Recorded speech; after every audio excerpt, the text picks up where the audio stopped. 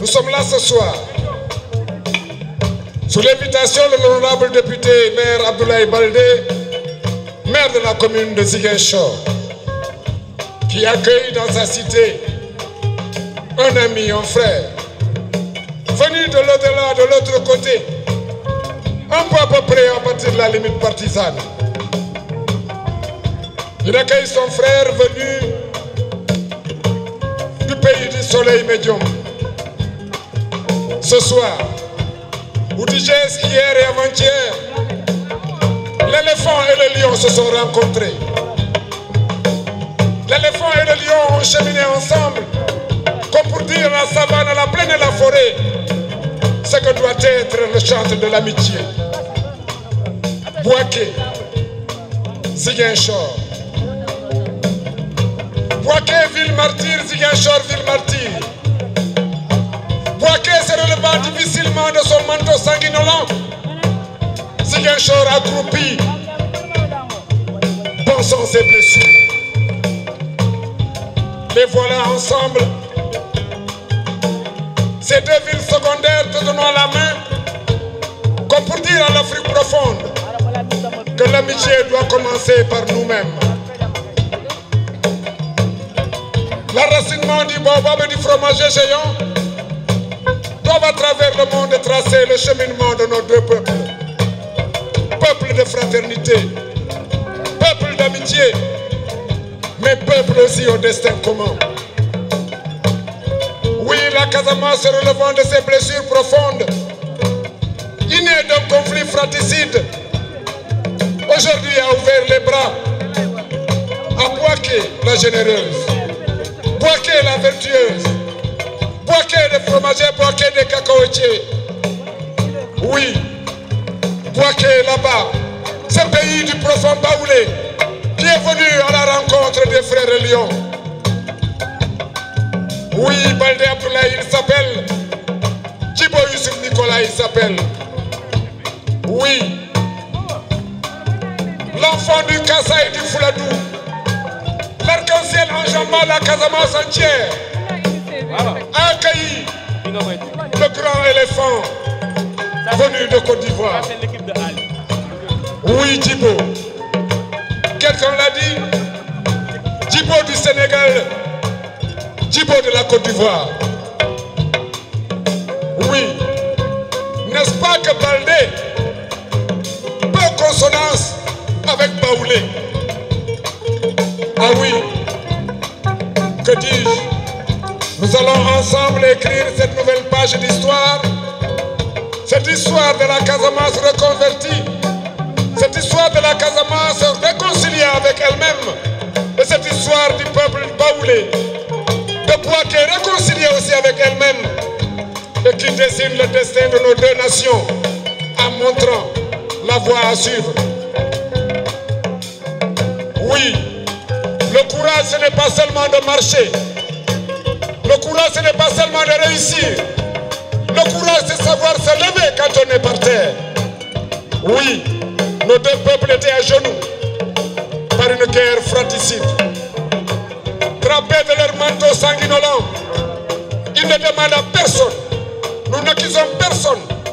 Mais ouvrons nos bras pour la fraternité, pour qu'on puisse devant, sur la table, enfin nous retrouver et que vive l'Afrique profonde, que vive l'Afrique réconciliée avec elle-même, que vive l'Afrique retrouvée et que vive la Côte d'Ivoire, vive le Sénégal à travers nos deux villes jumelles, Ziguinchor et Bouaké.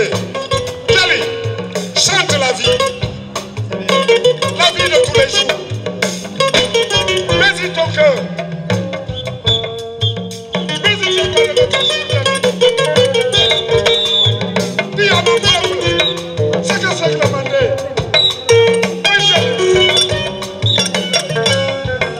Oui, de ses voix,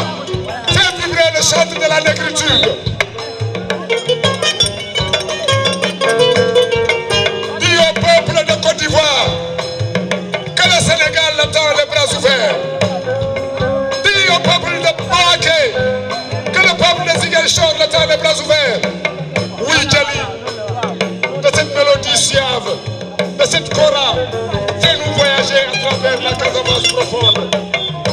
Fais-nous voyager à travers les méandres de ce fleuve. Et dans les sentiers poussiéreux, nous puissions nous retrouver à Sankola.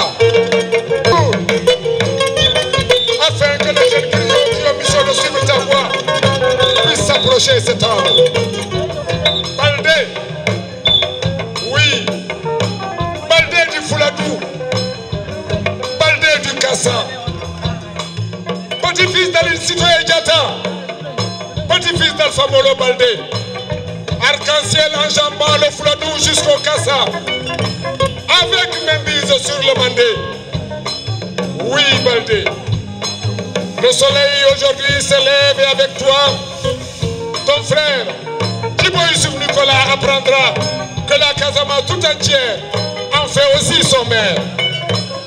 Oui, Djibo, bienvenue dans cette terre d'Afrique. Bienvenue au Sénégal, bienvenue à Ziguinchor.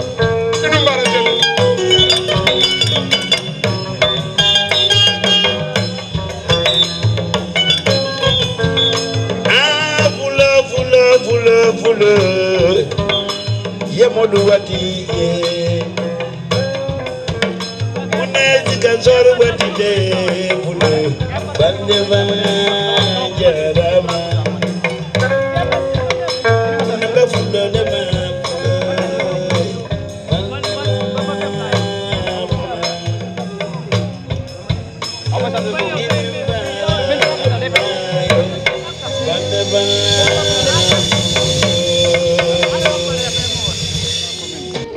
Baldé fait au niveau de Ziguinchor, parce que là nous pensons que c'est une bonne chose le fait de jumeler avec la ville de Bouaké. Donc il y a une rue aussi aujourd'hui qui porte le nom de Bouaké, ce qui est une bonne chose. En tout cas, nous magnifions en tout cas tout le travail que monsieur le maire est en train de faire au niveau de Ziguinchor. Je pense que c'est comme ça qu'on peut développer une commune en s'inspirant des autres, en faisant des partenariats avec d'autres mairies. Donc voir ce qui se fait ailleurs et peut-être appliquer ça au niveau de Ziguinchor. Et ce qu'il est en train de faire. Et vraiment, nous sommes satisfaits. C'est une initiative fort intéressante. Ça prouve que dans les pays du Sud, les villes sont très dynamiques et sont aussi très interconnectées. Ceci dit, le deuxième aspect, la ville de Bouaké est une ville que je connais personnellement. Mes activités de recherche et les congrès m'y ont amené à plusieurs reprises. On est frappé par la similarité entre Ziguinchor et Bouaké d'un point de vue historique par rapport à une crise qui s'est développée et en Casamance mais également à Bouaké. D'autre part, il y a ici la volonté des peuples de mettre en place un outil. Maintenant, c'est aux générations futures de préserver cet outil et de le faire développer. Nous avons vu qu'en Côte d'Ivoire, ils ont beaucoup d'infrastructures sportives. Donc aujourd'hui, le maire est en train de s'inspirer, comme je l'ai dit, de ce qui se fait au niveau de la Côte d'Ivoire. Alors aujourd'hui aussi, il est en train d'investir. En tout cas, nous, en tant que sportifs, nous voyons ce qu'il est en train de faire. Si nous prenons l'exemple du stade municipal qui est en train d'être refait, donc ça aussi, sous peu de temps, peut-être que les gosses de Ziguinchor pourront jouer dans un stade, en tout cas acceptable. C'est ce qu'il est en train de faire et ça aussi, nous le magnifions. En tout cas, il faut dire que la démarche que le maire a entreprise, en tout cas, nous, en tout cas, en tant que population de Ziguinchor, nous sommes vraiment satisfaits de ce qu'il est en train de faire au niveau de la communauté. C'est une initiative formidable. Formidable pourquoi? Parce que d'abord, aujourd'hui, aucune ville ne peut se développer en se renfermant sur elle-même.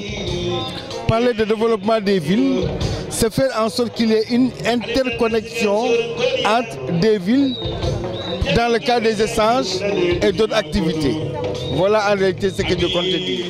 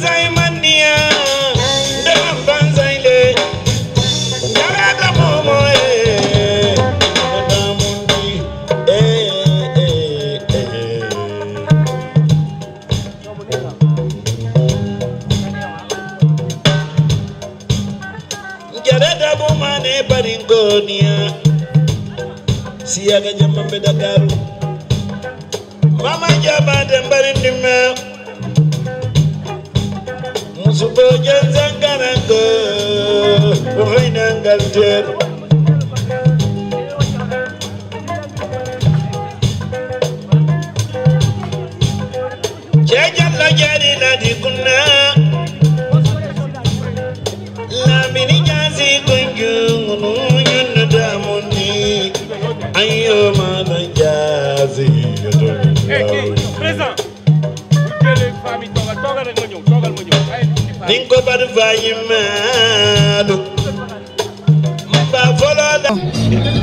D'abord, je rends grâce d'être là à ce jour. La coopération entre Bouaké et la mairie de Ziguinchor, on est vraiment content de ça. Parce que vous connaissez bien le maire Abdoulaye Baldé, qui a beaucoup d'initiatives pour le développement de Ziguinchor. Et c'est pour cela aujourd'hui, on est très contents, très fiers de l'accueil chaleureux qu'on a fait pour accueillir le maire de Bouaké. Et donc ce dîner, vraiment, c'est un partage qu'on fait pour faire plaisir la population et particulièrement les étrangers qui sont venus. Ouais. C'est des mots de remerciement à l'endroit des deux maires qui ont eu à prendre cette initiative, cette belle initiative, jumeler les deux villes, Ziguinchor du Sénégal et Bouaké de la Côte d'Ivoire. Ce fut un très bon jumelage. On a passé de très bons moments depuis le début, depuis le 27. On est en train de communier des moments de partage. Aujourd'hui, le seul souhait que demain les populations des deux localités puissent s'approprier ce jumelage pour qu'au-delà des baptêmes de rue, qu'il y ait une coopération économique, une coopération culturelle et autres. La coopération a consolidé et je pense que les deux maires sont conscients de tout cela. Et il y a eu des ébauches. Le maire de Bouaké a déjà rencontré les commerçants de Ziguinchor et dans l'avenir, il rencontrera les responsables de l'université de Ziguinchor pour qu'il y ait jumelage entre l'université de Ziguinchor et l'université de Bouaké. Vraiment, c'est une très belle chose.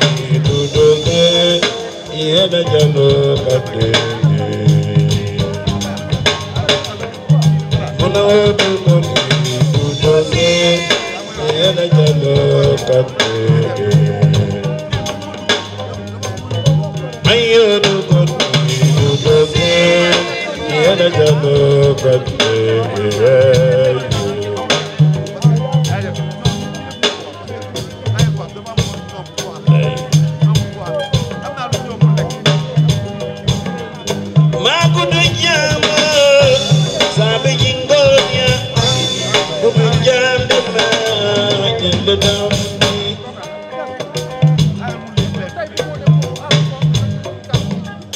dugare kinan kanan dugama samanyona dalgamundi yo kula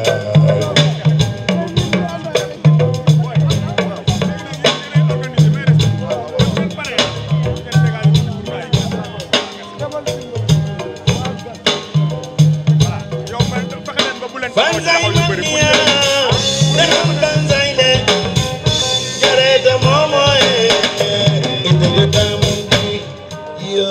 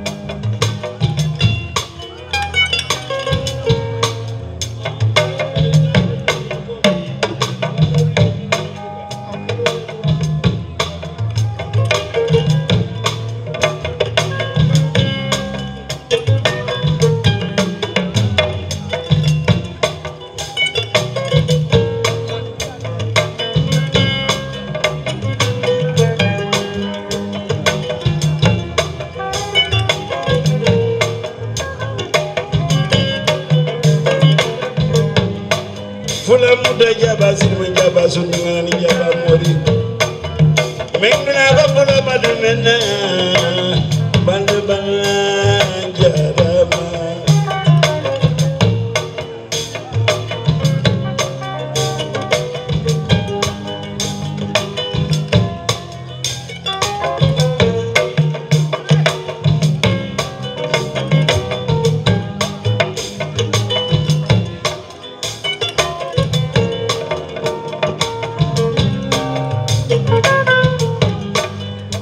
Kanegla jalo ke wandi jariti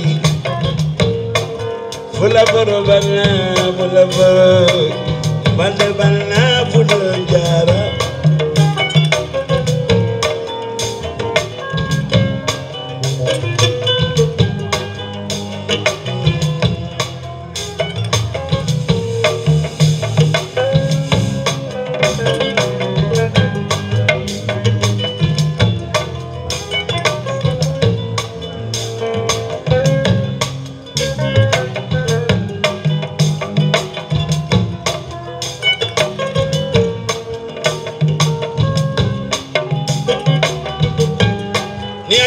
Dula pola puluma yenda dindika sama sila balde bala jarama fula boro bala apla yo balde bala ye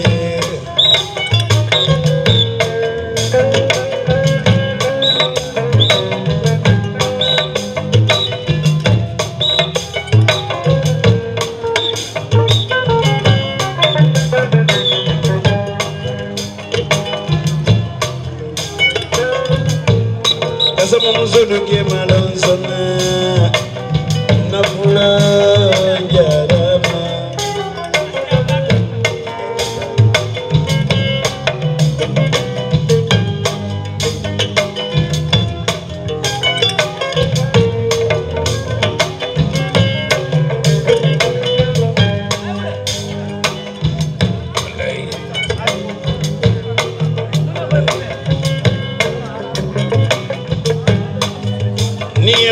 Folo je mo folo jam jaay muni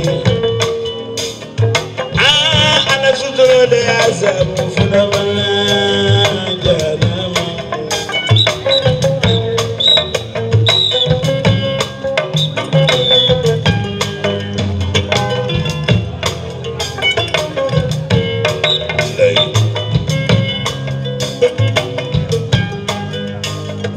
baduazne Fulowi sawuri bengadama Sama ya maji fulo jara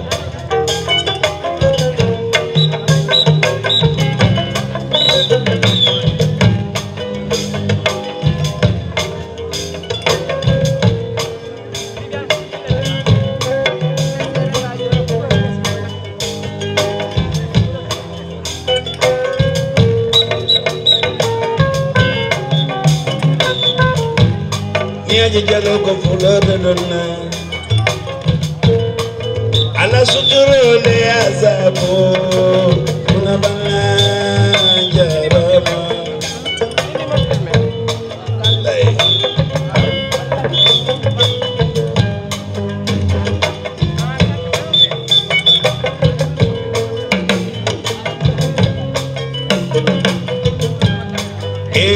Fulo Ini sumani razia banda Ini nara Apuna ko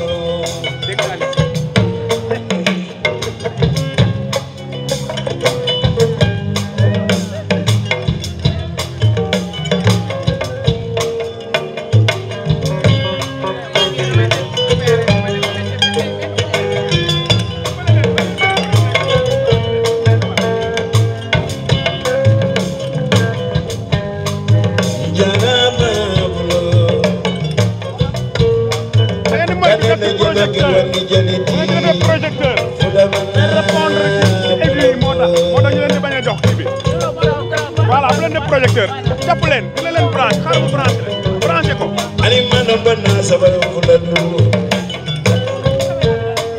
banna ni mana banna ya banna fuladu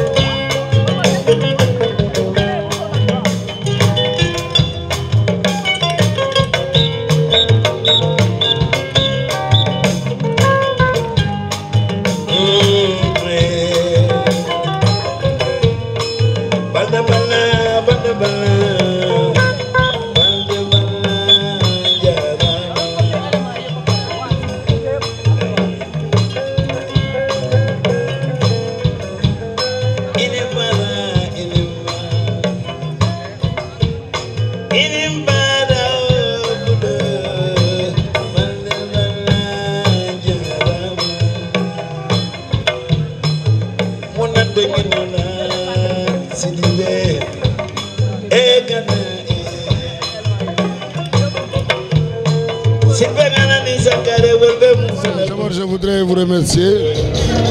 Donc je laisse les gens juger parce que je suis un peu le maître d'œuvre de cette cérémonie. C'est un package. Parce que nous avons d'abord reçu la délégation de Boaké le vendredi. Hier, nous avons organisé le baptême de la rue de l'avenue Boaké. L'après-midi, le matin, nous avons organisé un forum pour les possibilités d'échange entre Boaké et Ziguinchor. À 18h, nous étions au stade pour jouer la finale du tournoi dédié au tournoi de l'amitié entre Ziguinchor et Boaké. Et aujourd'hui, pour boucler la boucle, nous sommes aujourd'hui au dîner de gala offert par le maire et la mairie de Ziguinchor à l'honneur de nos invités. Donc, voyez-vous, c'est des moments de communion. Et j'oublie de dire, il y a le concert qui est présentement en train de se dérouler à Kanyala. Nous pensons que non seulement c'est un axe de coopération sud-sud, mais nous voudrions en tout cas pérenniser cette amitié entre Ziguinchor et Boaké. En tout cas, rendre la monnaie, si vous voulez, pour rendre heureux nos hôtes. Et je pense qu'ils sont tous heureux. Et en tout cas, je suis fier. Quand ils sont heureux, nous sommes tous fiers. Nous sommes partie prenante de cette initiative. Ça émane de l'intelligence de nos maires respectifs, mais fortement soutenus par les deux conseils municipaux qui les accompagnent. Moi-même, membre du conseil municipal de Boaké, j'applaudis des deux mains qu'enfin de compte l'intention nourrie par nos chefs d'État de créer la CEDEAO des pays se transforme progressivement dans le cadre de ce jumelage à la CEDEAO des peuples. Et c'est cela que nous sommes venus célébrer. Nous sommes là depuis 3 jours. Et aujourd'hui, nous avons eu droit à un mini-forum qui a lancé les bases de, ce jumelage concret. Et la journée a été très bien remplie. Après la finale du tournoi de l'amitié Bouaké-Ziguinchor, nous avons assisté à un concert de Viviane Ndou et là on partage un repas, un dîner ce soir au son de la Koura de nos terroirs. Je ne peux être que heureux. Et nous voudrons dire aux populations de Ziguinchor merci parce qu'elles sont toutes sorties pour accueillir leurs hôtes. Et j'avoue, j'espère qu'ils ont à la limite fait un très bon séjour. Et demain, nous allons les faire découvrir les îles de Oussouye et un déjeuner prévu au Cap Skirring. Et nous osons espérer qu'ils seront satisfaits de leur séjour. Et en tant que maître d'œuvre, je ne pourrais pas juger, mais je reste aux autres de juger. En tout cas, nous espérons véritablement que le séjour a été bien. Et nous remercions en tout cas nos hôtes pour avoir accepté de se déplacer pour venir à Ziguinchor. Et vraiment, nous sommes fiers d'eux. Et nous nous battrons pour qu'ils soient encore contents d'être venus à Ziguinchor. Voilà un peu. Et nous sommes fiers de notre maire. C'est un grand homme, plein de qualités, qui a un carnet d'adresses très bien fourni et respecté en dehors du territoire national. Donc tout ça, c'est grâce à lui que nous sommes arrivés à ce niveau-là. Et nous voudrons en tout cas lui réitérer notre engagement, notre fidélité à l'accompagner jusqu'au bout. Voilà, chaque fois que le Sénégalais sera à Bouaké, dans la rue, cette belle rue Ziguinchor, il saura que 2 grands hommes ont pensé, ont réfléchi et ont jeté un pont entre des peuples de la sous-région. Chaque fois qu'on se retrouve aussi à Ziguinchor, cette belle avenue, quand nous allons la fouler, on saura que des esprits forts ont réfléchi et ont jeté vraiment un pont entre les peuples. Un pont que nous allons emprunter tous pour que toutes nos populations qui nous ont fait confiance en nous mettant là où nous sommes ressentent les richesses de différents terroirs. Sous vos applaudissements, Pape Cheikh, s'il vous plaît. Mais bien sûr, c'est quelque chose qui commence aujourd'hui que nous voulons périn et nous voulons que ce soit consolidé. Ces 2 rues viennent consolider, mais au-delà de cela, je l'ai dit tout à l'heure, le mini-forum de ce matin a jeté les bases de ce jumelage concret-là, où une équipe sera mise en place pour passer aux actes concrets. Ces 2 villes véritablement jumelles qui ont tout à partager, qui ont tout à échanger. Et je pense que ce jumelage est bienvenu.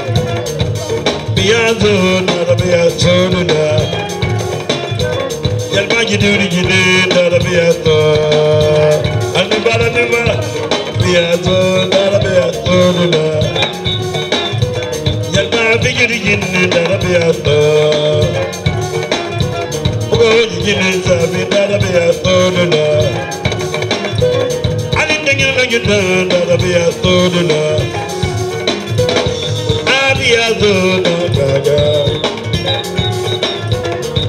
Ziganzo Narabiyazo Hey Aha Ziganzo Narabiyazo Dada Ziganzo Narabiyazo Dada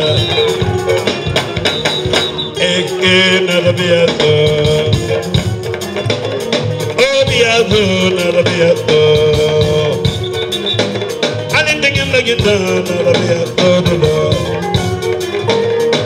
Narabiyazo Narabiyazo Nadari give Narabiyazo Nadari give Narabiyazo Abiyazo Narabiyazo Abiyazo Narabiyazo Yobiyazo Narabiyazo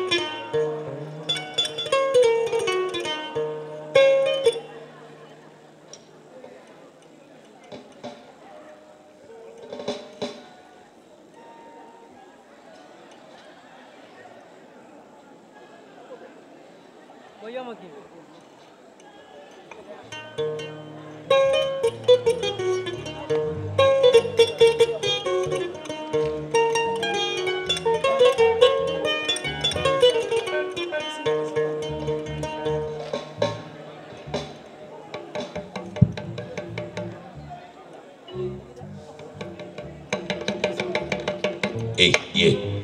Hey, yeah. Wow. Yes.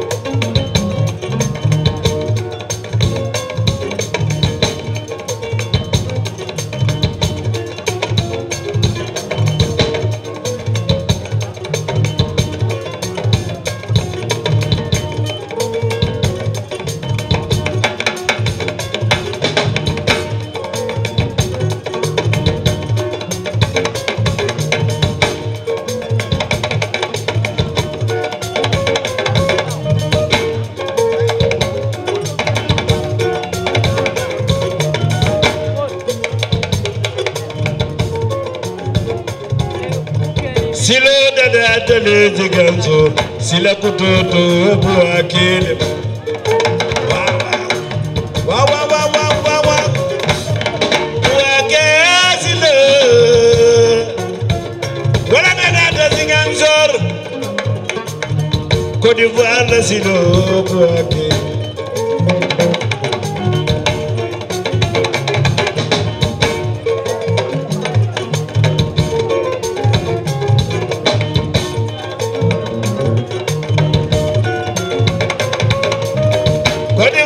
Silo ziganzo, silo to buake.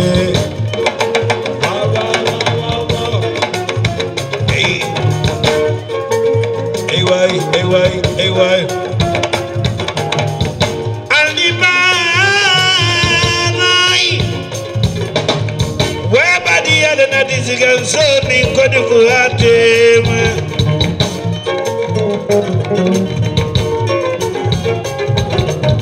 Silo dada ziganzo,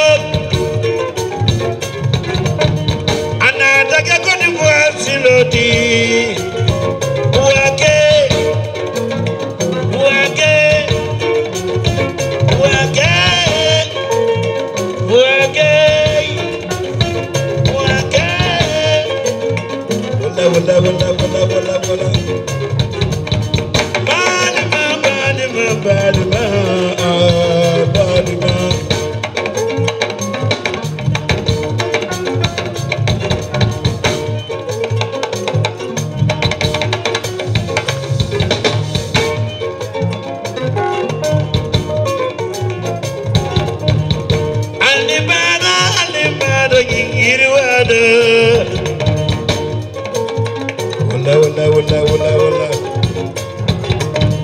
Ziganzo ni Côte d'Ivoire tema,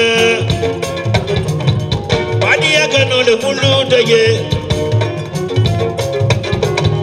nyimu badi yakano le di, alamadi me la nyoge,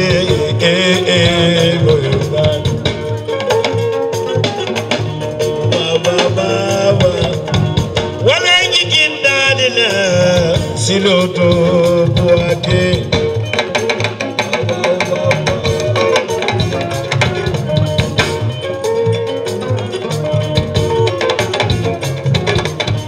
Côte d'Ivoire siloto buake.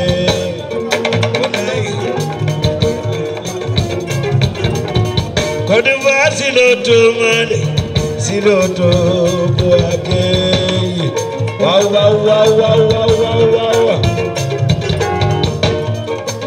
Hey why.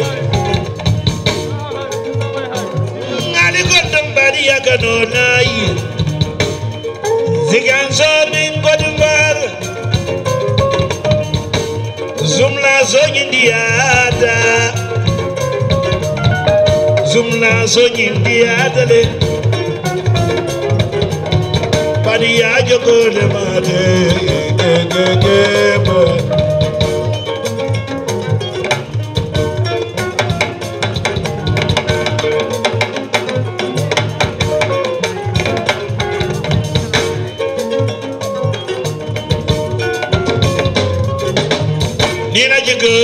Nina jigo, momo ta duai me bulu.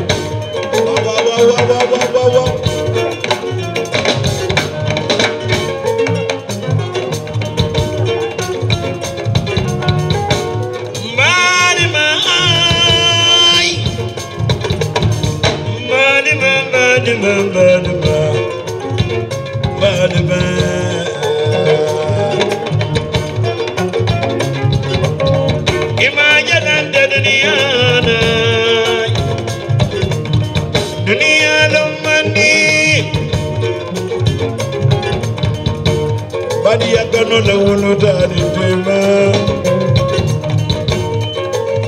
Côte d'Ivoire, ziganzo tema alabame. Wala.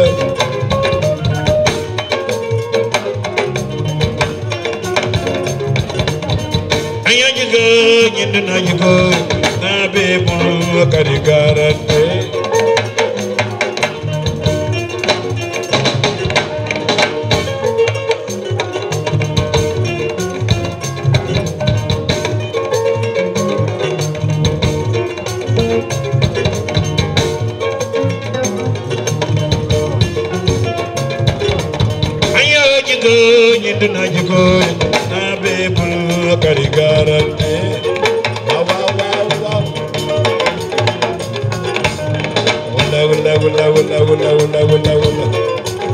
Effectivement, aujourd'hui, nous fêtons le jumelage qui existe entre la région de Bouaké et celle de Ziguinchor.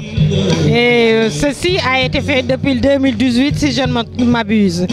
Le maire Abdoulaye Baldé a été à Bouaké où il avait été reçu par son homologue avec une belle fête, et il y a une rue qui porte le nom d'Abdoulaye Baldé là-bas à Bouaké.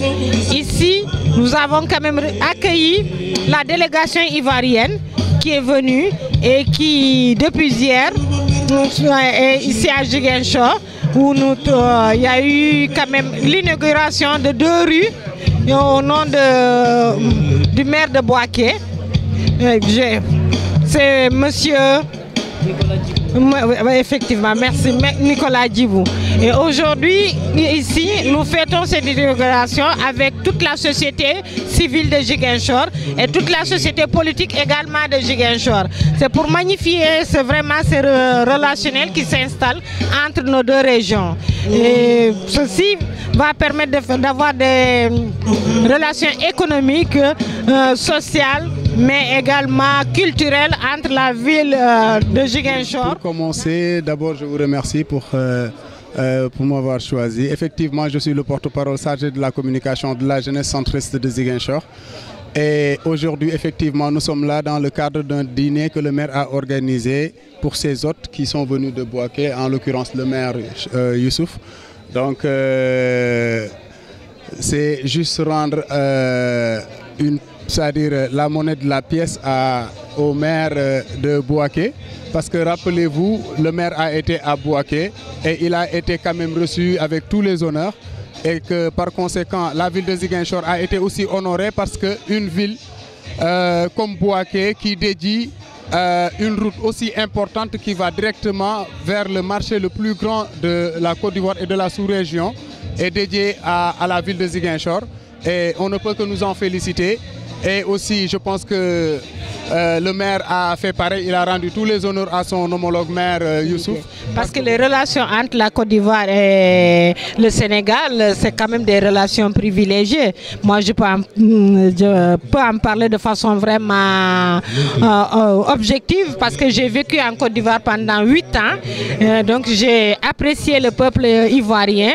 Ce sont des personnes qui sont très accueillantes et j'ai passé des moments formidables là-bas. J'ai appris beaucoup de choses en Côte d'Ivoire. Donc, et qu'il y a eu en ce moment-là, il y a eu une forte colonie de Sénégalais qui étaient en Côte d'Ivoire. Donc je pense que c'est quelque chose qu'on devrait cultiver, non seulement entre Bouaké et la Casamance, plutôt le Ziguinchor, mais également essayer de voir si ce genre de jumelage pourrait être fait entre d'autres régions de la Côte d'Ivoire avec des régions du Sénégal. Parce que nous parlons de la CEDEAO des peuples. Je pense que ça illustre vraiment la CEDEAO des peuples, où nous sommes entre communautés, toute communauté qui vient retrouver une personne qui vient de la Côte d'Ivoire, qui rentre au Sénégal, doit se sentir chez soi. On est là aujourd'hui pour fêter avec eux, lui souhaiter la bienvenue, leur montrer la chaleur accueillante qu'est la Casamance et nous en féliciter et prier à ce que ce jumelage dure jusqu'à ce que nos enfants et nos petits-enfants puissent en tout cas continuer cette alliance et puis que Ziguinchor et Bouaké continuent de collaborer ensemble, d'échanger, qu'il y ait une libre-échange et que nos acteurs qui sont là puissent se voir à Bouaké, ainsi qu'à Bouaké, les acteurs qui sont là-bas puissent se voir à Ziguinchor.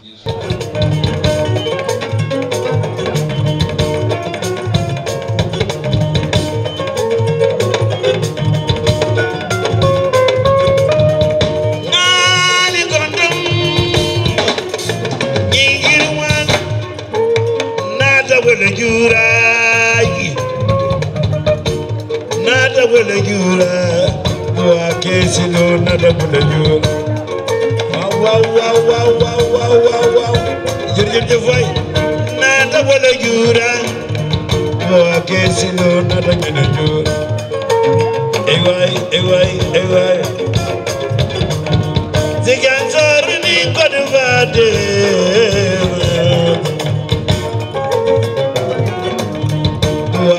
Silo nata gina jura, hey, wake silo nata bona jura, yo, wake silo nata bona jura, wow, animbala,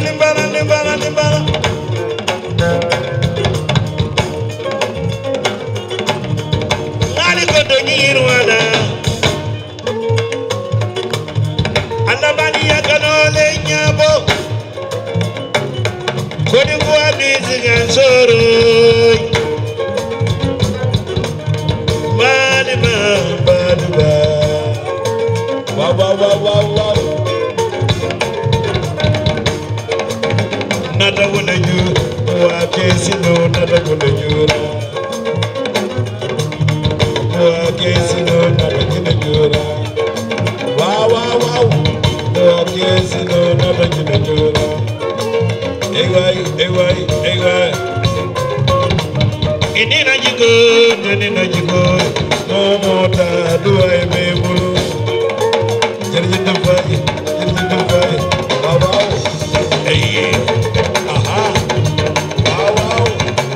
Oh, anyway. Wow. Got it. Hey.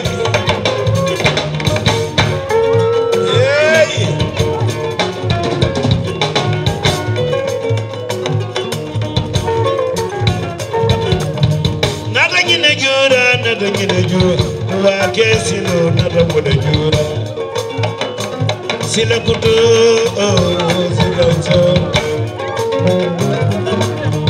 Wake silo nada bona jura Bodivar silo nada bona jura Wow Inira jigo No more da do I be bulu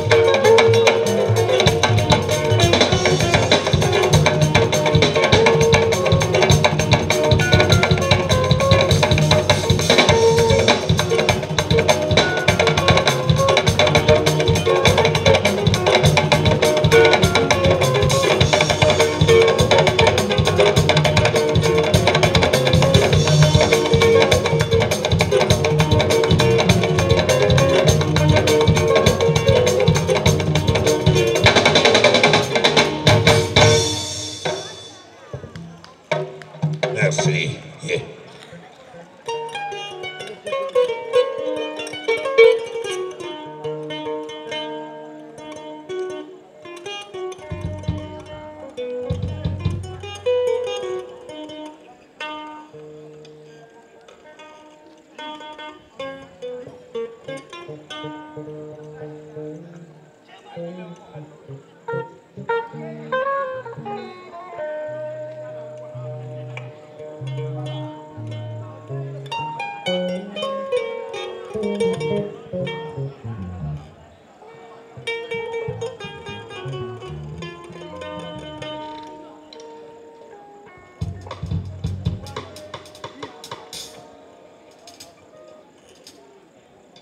Wow, morceau bi nag maa ngi ko may ami Tamba Jiro.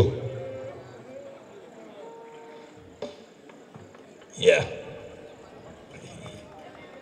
Tambacounda nee na ma bàyyi jële bàyyi sago Ziguinchor jàng.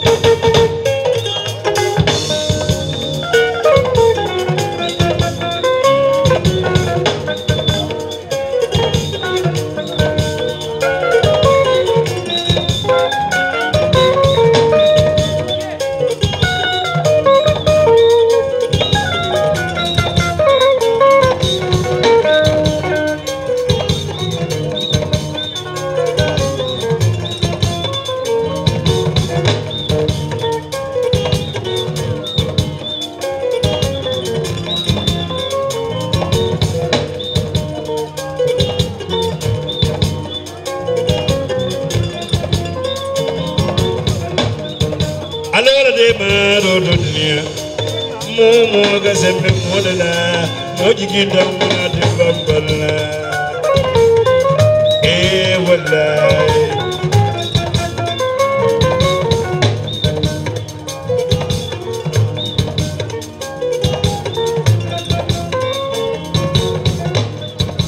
nyunta kanula na dunia unya kanu ga janjan barlanna jamade janjan matilla tena mate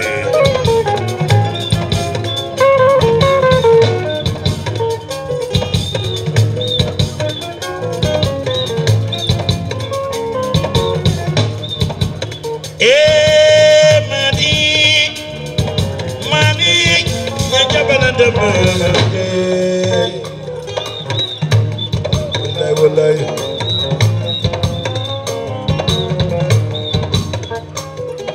jalibana jadiba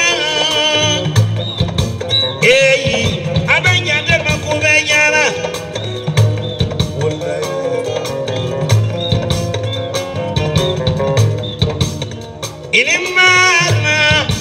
inimala tambayiro amiyo tambayiro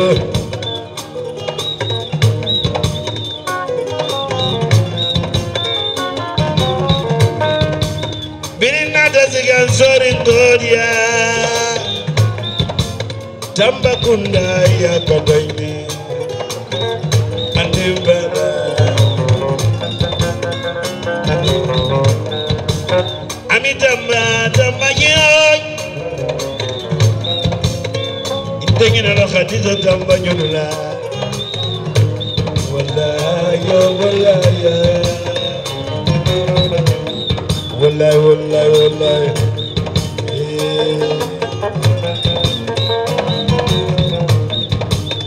dan dunia gagana dunia oh dunia lemani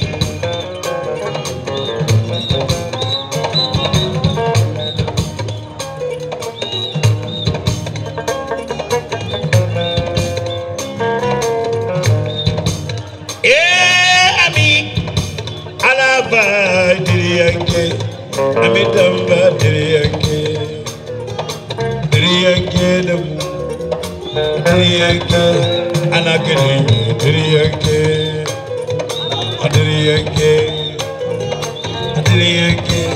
amitamba diriyanke damu oy diriyanke amitamba kana diriyanke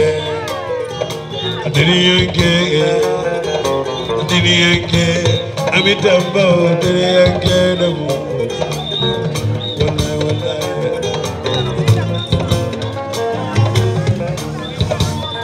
ami ini buona jalma be kumanema tengina la lodna ami tambajiro alindanda zigan sorin Korea jani to bitanyo dale dunia kono ami ayo tambajiro jërëjëf way waaw ay way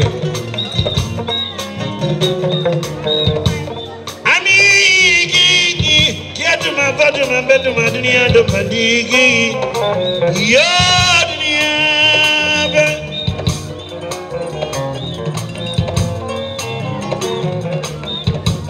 amitamba jalibena jadima muna be jadima kuwejala ami tambajiro ami wow diriyanke fere jalbala diriyanke mu fere diriyanke wala tinkariye ala bay diriyanke amitamba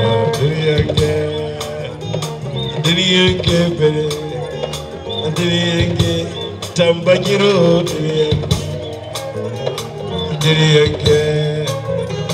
diriyanke ala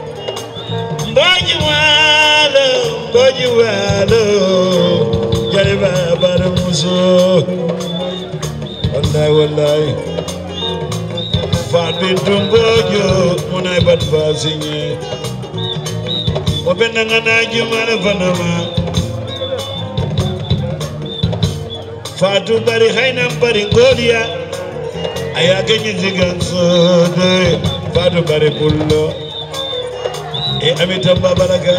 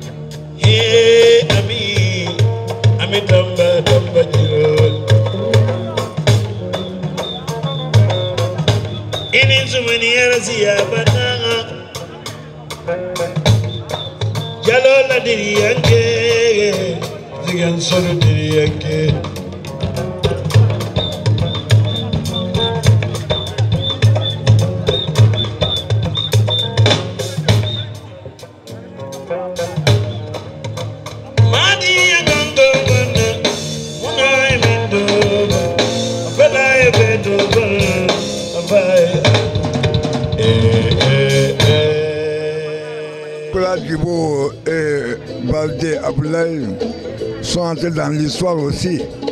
Dans l'histoire comme Senghor et Houphouët-Boigny, sous la houlette des autres présidents Alassane Ouattara et Macky Sall, pour avoir pu unir un peu de toute l'Afrique. Parce que Ziguinchor est un peu de tout, de la Guinée-Bissau, de la Guinée-Conakry. Bouaké est un peu de tout, de la CEDEAO, de Conakry, de Burkina Faso, des choses. Alors ces deux villes représentent l'ossature de l'Afrique. Arriver à les unir, je crois que c'est faire une bonne histoire. En tout cas, nous devons espérer que les populations tireront profit de ce jumelage. D'ailleurs, ils déjà profit lorsque vous nous voyez ici. Que la coopération doit d'abord se passer entre nous Africains. Et la ville de Bouaké et la ville de Ziguinchor ont des similitudes. Bouaké est une ville martyre de la Côte d'Ivoire, comme Ziguinchor est une ville martyre du Sénégal. Vous n'êtes pas sans savoir qu'à Bouaké, il y avait un grand conflit. Ce conflit de la Côte d'Ivoire, un conflit fratricide, où des frères se sont tués, se sont mutilés. Et Ziguinchor aussi, on a connu ce phénomène. Cette guerre fratricide aussi à Ziguinchor, avec le mouvement irrédentiste. Donc, ces deux villes sont des villes martyrs. Des villes où l'incompréhension a pris le dessus sur la fraternité et l'amitié. Mais ces villes, quand même, ont pu se réveiller, ont pu se développer.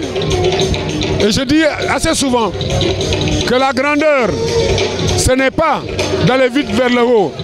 La grandeur, c'est de savoir se relever quand on tombe. Bouaké était tombé, Ziguinchor était tombé. Mais ces deux villes ont su se relever sous l'égide à Bouaké de M. Djibo Youssouf Nicolas le maire, ici à Ziguinchor de l'honorable Abdoulaye Baldé le maire. Il y a un mois, Ziguinchor était à Bouaké. Et aujourd'hui nous sommes là, ça veut dire que déjà la coopération a réussi. À Bouaké, bon, à Bouaké aussi, comme la rue qui est à Bouaké est une rue principale, qui relie aussi deux quartiers importants de Bouaké. Surtout un quartier qui était habité par les Sénégalais. Je tiens à vous dire que le premier chef de village de Bouaké était un Sénégalais, Bokoum Amadou, qui a qui a géré Bouaké de 1922 à 1928. Ensuite, après sa mort, c'est les FAL qui sont arrivés. Ce sont les premiers chefs. C'est-à-dire qu'entre le Sénégal et la Côte d'Ivoire, il y a toujours un lien séculaire. Donc je pense que si ces deux hommes, aujourd'hui, se rencontrent pour un jumelage, je dis, c'est l'éléphant qui est parti rencontrer le lion. Or, dans l'accolade entre lion et éléphant, quand ils se mettent d'accord, je pense que tous les animaux de la brousse doivent se tenir à carreau. Donc aujourd'hui, le jumelage Ziguinchor-Bouaké, pour nous, c'est un signal fort pour faire comprendre à l'Occident que l'Afrique doit se prendre en charge. D'abord, les Africains doivent compter sur eux-mêmes. Ensuite, tendre l'oreille ou les bras vers les autres continents. Parce que nous avons tout ce qu'il nous faut. Vous allez à Bouaké. Bouaké est une ville très riche, avec des potentialités énormes. Comme Ziguinchor d'ailleurs est une ville très énorme. Il s'agit seulement de pouvoir les développer dans l'harmonie, dans la fraternité. Donc le pont que l'on met entre Bouaké et Ziguinchor est un bon pont. Vous devez savoir que le plus grand marché de l'Afrique de l'Ouest se trouve à Bouaké. Si Bouaké est jumelé à Ziguinchor, Bouaké donne une route au nom de Ziguinchor et se trouve depuis sur ce grand marché. Ziguinchor donne une route au nom de Bouaké. Je pense que c'est bien parti pour cette coopération. Voilà pourquoi je suis très fier et très heureux. Merci.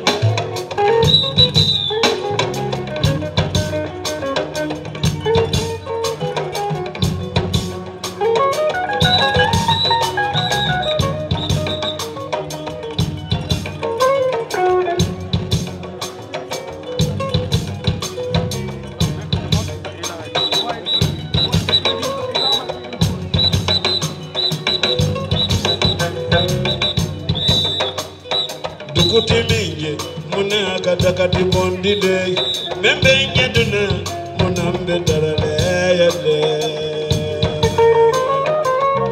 ya badala membe nyaduna barimbe darale yade hana te jadi yadi jine mubaji botuna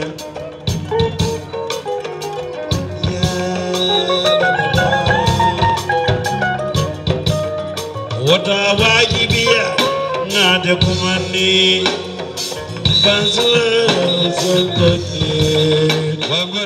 Voilà, merci beaucoup. Un peu de discours après les deux pas et les pas de danse. Je voulais juste profiter de cet instant pour remercier mon ami, mon collègue, le maire Nicolas Djibo Youssouf, qui est venu à la tête d'une importante délégation, mais avec son épouse, Madame Djibo.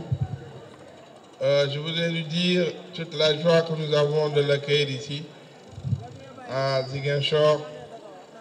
Il est arrivé il y a 2 jours, 3 jours maintenant. Donc on est dans le 3e jour. Mais je pense que ce fut intense. Nous l'avons beaucoup éprouvé. C'est vrai qu'on a un peu rendu la monnaie, parce que quand on était à Bouaké aussi, c'était très dur. On se réveillait tôt et on finissait très tard. Mais c'est pour vous dire qu'on est au service de nos populations. Et je voulais vous dire devant ce parterre de Ziguinchorois et de Ziguinchoroises que nous sommes vraiment comblés. On ne pouvait pas vous rendre l'hospitalité que vous nous avez prodiguée au niveau de Bouaké. Vous avez beaucoup d'amis de Bouaké ici. On a tellement fait parler de Bouaké que tous les Ziguinchorois se sentent comme étant des habitants de Bouaké. Et je pense que c'est aussi réciproque. Parce que quand je suis parti pour la première fois à Bouaké, il y avait le festival. Et la présentatrice disait, c'est vrai que mon collègue, mon adjoint, Taïbou Diédhiou était allé 2 fois là-bas. Il s'était présenté comme le maire de Ziguinchor. Et quand je suis arrivé, j'étais un peu On ne savait pas c'était qui. Mais en fait, la présentatrice, quand elle m'a présenté, elle disait que c'est le maire de Ziguinchor et Ziguinchor est la ville préférée des Ivoiriens. Donc ça, c'est une réalité. Donc mon cher ami, je voudrais vraiment souhaiter la bienvenue à vous, à madame, mais aussi à l'ensemble de votre délégation. Nous n'avons que des amis. Je peux ne pas tous les citer, mais je suis très heureux de les avoir ici. Que ce soit Diaby, en fait, Allo, c'est mon ami de... Et puis, je n'oublie pas Simone, parce que je connais depuis très très longtemps, bien avant de connaître Boaké. Donc, je voudrais vraiment vous dire que vous êtes les bienvenus à Ziguinchor, vous êtes chez vous ici. Toute la population de Ziguinchor est contente de vous avoir. Et je voudrais profiter aussi pour saluer, nous avons eu la chance aujourd'hui d'avoir 2 villes jumelles, 2 villes partenaires. On a de l'autre côté, j'appelle ça Oliver Rader. Ce serait bien que tu viennes ici avec Abdoul, parce que c'est toujours dans la continuité de ce que nous sommes en train de faire. Oliver et Abdoul sont nos partenaires de la ville de Évreux. Donc ils sont là depuis quelques jours pour d'abord entraîner les jeunes Ziguinchorois dans la pratique du tennis de table, mais aussi pour procéder à la construction de la maison de Évreux à Ziguinchor et qui se trouve dans l'enceinte de la faculté de médecine de l'université Hassan Sek.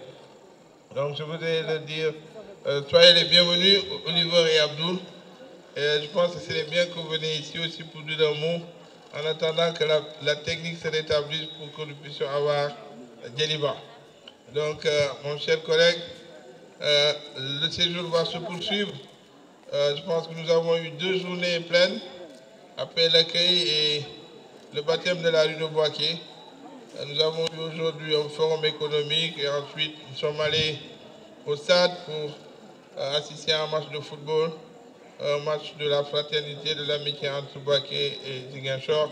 Ensuite, nous sommes allés au concert au niveau de Kanyala pour atterrir ici. Donc, je demande votre indulgence. Depuis le matin, je n'ai pas pu aller me changer, sinon vous allez être en redingote comme vous. Donc, c'est pour ça que je suis comme ça.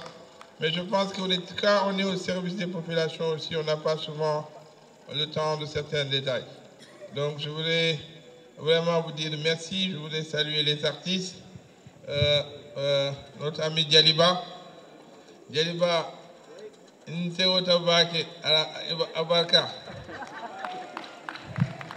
Donc je voulais saluer aussi notre ami Cheikh qui est venu accompagner de Papineau, mais aussi Viviane et tout son groupe. Je pense que nous ont prodigué vraiment un beau spectacle pour rendre un vibrant hommage à nos amis, à nos frères de Boaké, pour dire que nous sommes contents de votre séjour ici. Nous sommes très heureux et très honorés de vous accueillir ici, monsieur le maire. Vous êtes une grande personnalité en Côte d'Ivoire. J'ose espérer que vous avez apprécié le séjour qui se poursuivra demain. Parce que comme vous le savez, Sidibé l'a dit, je suis un enfant du Fouladou, mais aussi du Kassa. Donc demain, on ira vers le Kassa, vers mes grands-parents, pour découvrir le Cap, mais aussi pour découvrir les îles de la Casamance. Et ensuite, nous reviendrons ici le mardi pour faire un peu le tour des usines, des réalisations, le port, et puis un certain nombre d'installations économiques, parce que nous avons l'intention d'intensifier la coopération économique, la coopération sportive, la coopération culturelle, mais aussi les échanges entre les jeunes, entre la ville de Boaké et la ville de Ziguinchor. Donc encore une fois, merci beaucoup. Je suis très heureux d'être là avec toi, Nicolas, et avec Madame Djibou. Et au nom de mon épouse aussi, je voulais vous dire en tout cas, soyez les bienvenus. Vous êtes chez vous ici à Ziguinchor. Je vous remercie.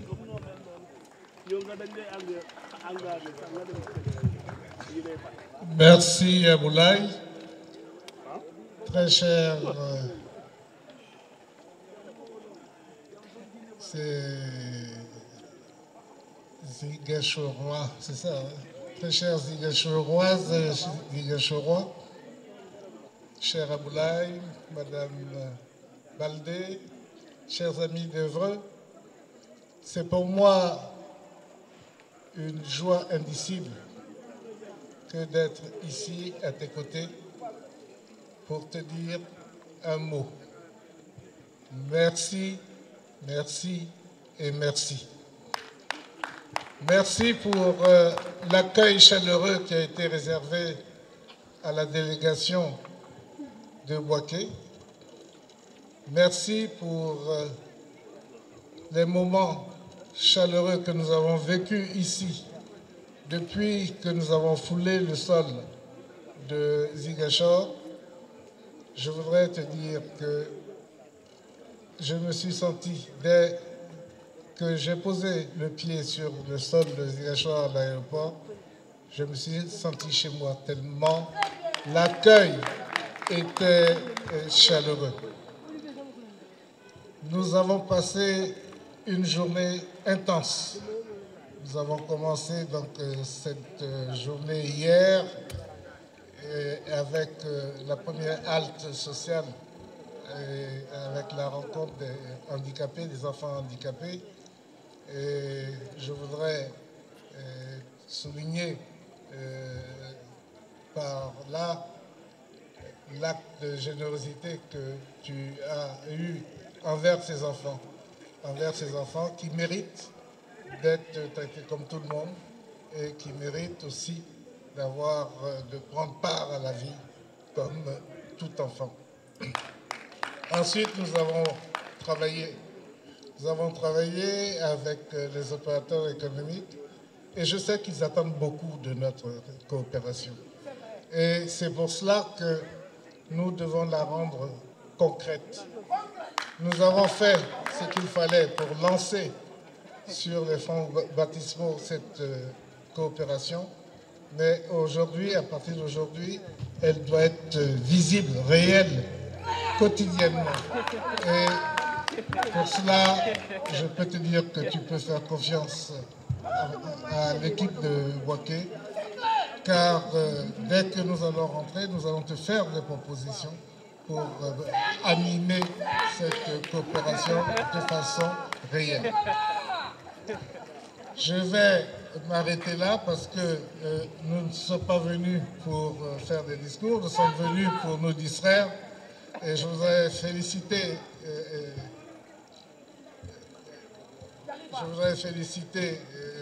Djeliba Kouyaté. Les mélodies qu'il a eu à développer étaient merveilleuses. Nous nous sommes régalés en l'écoutant. Et bravo Djeliba. Merci. Merci pour cette belle soirée. Et je voudrais terminer en disant à Aboulaye, je pense que toute mon équipe, moi-même et Madame Djibo, nous n'oublierons jamais les jours que nous venons de passer ici à Ziguinchor. Merci pour cet accueil. Merci beaucoup. Merci. Je vais peut-être donner la parole à Oliver pour dire un mot. Allez, vas-y. Viens, allez. Sinon, Abdoul. Mais auparavant, je voulais remercier mon ami Luc Tanon qui est d'Abidjan et qui est venu expressément de Paris hier pour venir participer à cette fête. Donc je voulais lui dire toute mon amitié et le remercier pour cette marque d'affection. Voilà, merci beaucoup Luc, c'est fraternel. Donc je te donne la parole, tu parles un peu. Je fais très vite, ne vous inquiétez pas parce que c'est déjà tard. Merci d'être là, merci de nous accueillir, Monsieur Baldé. Nous sommes ravis et nous revenons, ne vous inquiétez pas.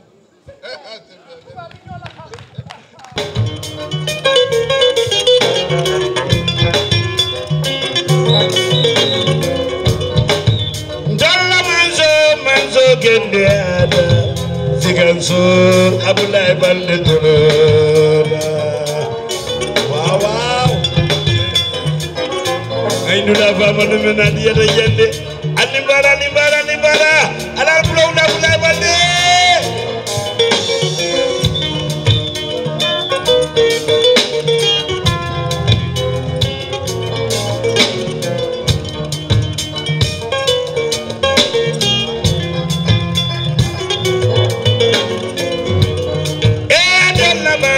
manzo kende ada Ziguinchor Abdoulaye Baldé Toloba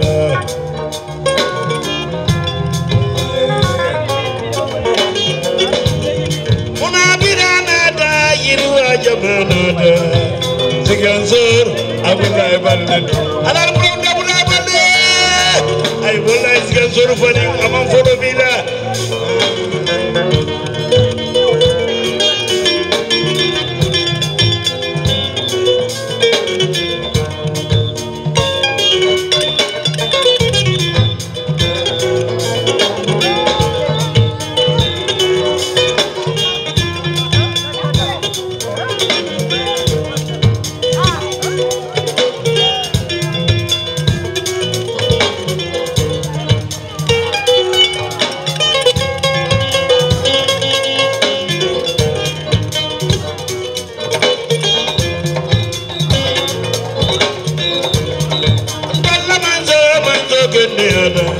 Ziguinchor Abdoulaye Baldé Tolo Alnimbara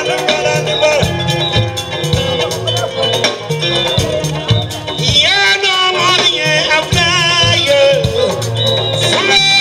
Fule Inimbara Abdoulaye Baldé Ziguinchor Abdoulaye Baldé Tolo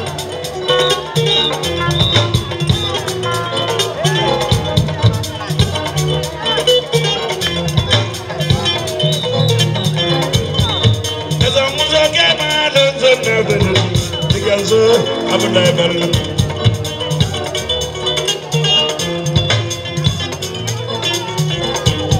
Muna Ziguinchor Batlé Balima Ziguinchor Abdoulaye Baldé Tolo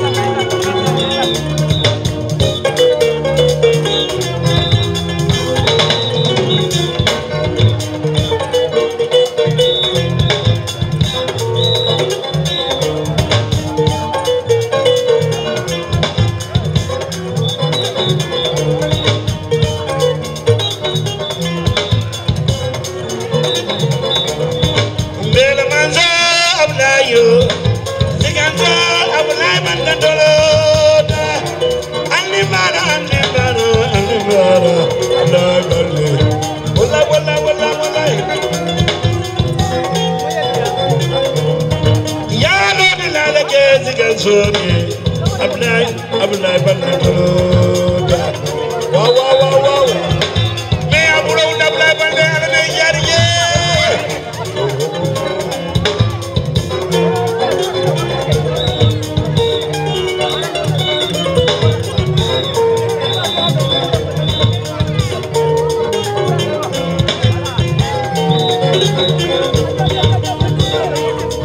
Nimbara balaka Abdoulaye Lota Monia Ziguinchor Abdoulaye Baldé Irana da silo jama dada dayo Abdoulaye Baldé Balima dayo Abdoulaye Baldé Manso Maba Abdoulaye dayo Abdoulaye Baldé Ala kumani dayo Abdoulaye Baldé Ala kumani dayo Abdoulaye Baldé Abdoulaye Baldé Jalimbe Abdoulaye layo Abdoulaye Baldé Jalimbe Abdoulaye layo Abdoulaye Baldé Bodin Kerwe Fansubule layo Abdoulaye Baldé Unaya Musolube lesemete layo Abdoulaye Baldé Yirwana ta Ziguinchor kono layo Abdoulaye Baldé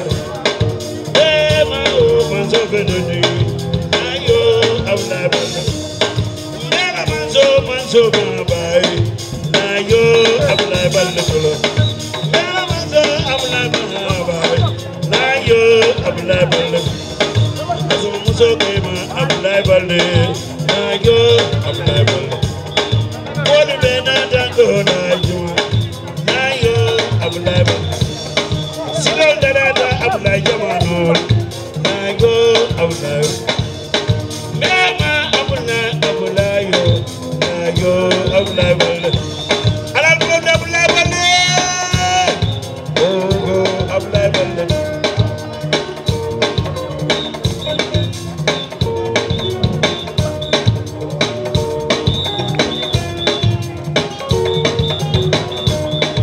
ini mana Ablaye yo naye Ablaye Baldé ini mana yo nayo Ablaye Ziguinchor manso ma bay nayo Ablaye Baldé Ziguinchor manso ma bay nayo Ablaye Baldé foni ngelu tero nayo ay musolu sendentu ya nayo Ablaye Baldé ini mana Ablaye nayo Ablaye Baldé jërëjëf waay waaw dafa dooleel jigéen ñi ndaw ñi waa noppi waaw Ndella manso Ablaye Baldé nayo Ablaye Baldé Kolo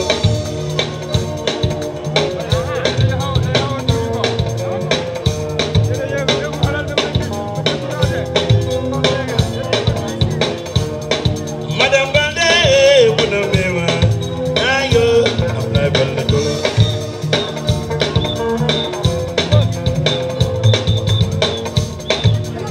Faat ñolu muna balwa nayo Ablaye Baldé jërëjëf waay Sëñ Ablaye la ñu ñëpp bi daanata yiro jamono tole nayo Ablaye Baldé